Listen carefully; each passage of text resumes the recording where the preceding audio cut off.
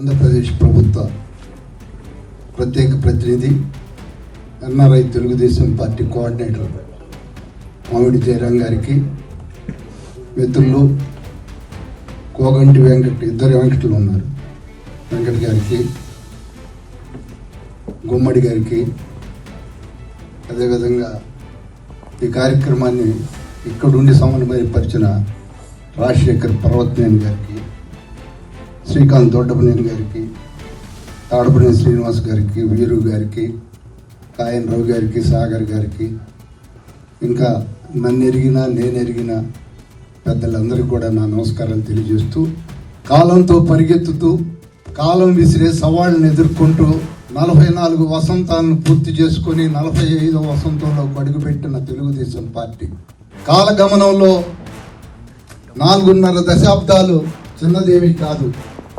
ఈ సుదీర్ఘ ప్రయాణంలో అనేకమైన ఎత్తుపల్లాలు, అనేకమైన ఆటోపోట్లను తెలుగుదేశం పార్టీ ఎదుర్కొంది. ఆనాడు స్వర్గీయ నందమూరి తారక రామారావు గారు 1982 మార్చి 29వ తేదీన తెలుగుదేశం పార్టీని స్థాపించడం జరిగింది. ఆనాటి సాంఘిక, రాజకీయ, ఆర్థిక పరిస్థితుల్లో తెలుగుదేశం పార్టీ ఆవిర్భావం అనేది ఒక చారిత్రక అవసరంగా తెలుగు ప్రజలు గుర్తించారు. ఎన్టీఆర్ రాజకీయ రంగం ప్రవేశం చేసే నాటికి రాష్ట్ర రాజకీయ పరిస్థితులు అస్తవ్యస్తంగా ఉన్నాయి. రాజకీయ అస్థిరత్వం, రాజకీయ స్తబ్దత, రాజకీయ శూన్యత ఇక్కడ నెలకొని ఉన్నాయి. తెలుగువాడి ఆత్మ గౌరవాన్ని ఢిల్లీ నడివీధుల్లో తాకట్టు పెట్టిన రోజులు, ఏడాదికి 4 ముఖ్యమంత్రులు మారుస్తూ తెలుగు ప్రజల యొక్క ప్రతిష్టను దిగజారుస్తున్న పరిస్థితులు. ఆ నేపథ్యంలో ఎన్టీఆర్ రాజకీయ రంగ ప్రవేశం అనేది ప్రజలందరూ కూడా, ఈ రాష్ట్ర ప్రజలందరూ కూడా ఆకాంక్షించారు. అందుకే పతితులార, భ్రష్టులార, బాధా సర్ప దృష్టులార, బ్రతుకు కాలి పరిగి మాలి శని దేవత రథచక్ర పిడిసుల్లో పడి నలిగిన హీనులార, దీనులార, వస్తున్నాయి తెలుగుదేశ రథచక్రాలు వస్తున్నాయి. భూమార్గం పట్టిస్తా, భూకంపం పట్టిస్తానని ఎన్టీఆర్ ఆ రోజు ఆ విధంగా 9 నెలల పాటు అవిశ్రాంతంగా పగలనక, రేయనక, ఎండనక, వాననక 9 నెలల పాటు ఈ రాష్ట్రంలో తిరిగి గిన్నీస్ బుక్ ఆఫ్ వరల్డ్ రికార్డులో కూడా ఎక్కడం జరిగింది. తెలుగుదేశం పార్టీకి ఉన్నటువంటి అత్యంత గొప్ప సంగతులు, గొప్ప విషయాలు, 24 సంవత్సరాలు ఈ రాష్ట్రంలో అధికార పక్షంలో ఉంది, మరొక 20 ఏళ్ల పాటు ప్రతిపక్షంలో ఉన్నాయి. అధికార పక్షంలో ఉన్న, ప్రతిపక్షంలో ఉన్న ప్రజాపక్షాన్ని పోరాటం జరిగింది. అదేవిధంగా ఈరోజే, ఈ ఏడాదే, లేదా ఈ ఎన్నికల్లోనే ప్రతిపక్ష హోదా కోల్పోయింది వైఎస్ఆర్ పార్టీ.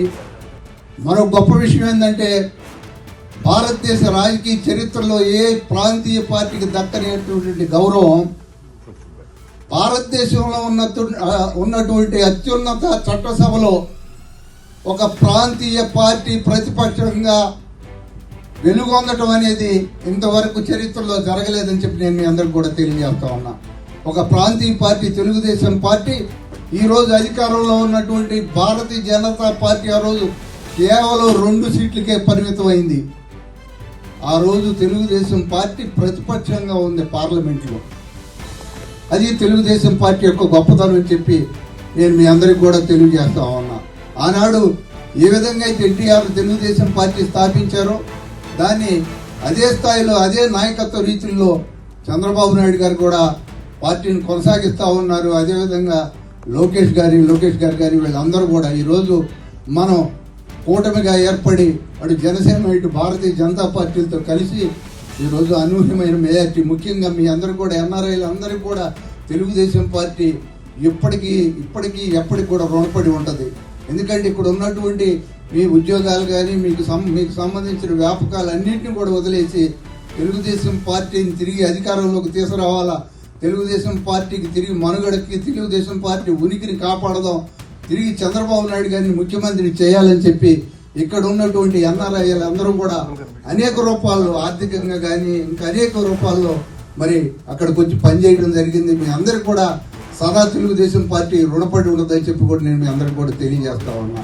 దాదాపుగా ఎన్టీఆర్ శత జయంతి ఉత్సవాలను కూడా ఆంధ్రప్రదేశ్లో కేవలం ఒక్కసారి మాత్రమే చేశారు. ఆ రోజు చంద్రబాబు నాయుడు గారు 12 నెలల పాటు ఏడాది పాటు ఎన్టీఆర్ శతజయంతి ఉత్సవాలను అక్కడ చేయాలని చెప్పడం జరిగింది.